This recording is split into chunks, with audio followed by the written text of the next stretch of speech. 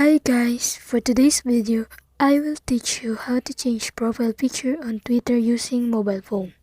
But before we start, kindly subscribe to my YouTube channel by pressing the subscribe button below.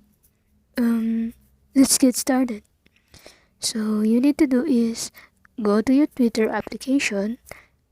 Here in Twitter app, click the profile icon at the top left corner, and after that, tap profile. So for guys here, in your profile, click where it says edit profile. So basically you will see here your edit profile page.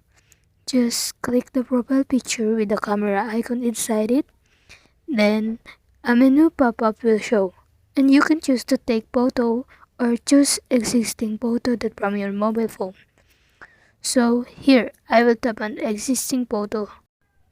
And I will choose the photo I want to put in my profile picture. Then I will need to crop it and click use. So you have to do here is click the save on the top right corner. And here you go. You just basically change the profile picture on your Twitter account. That's basically it. So if you like this video, don't forget to leave a like and subscribe.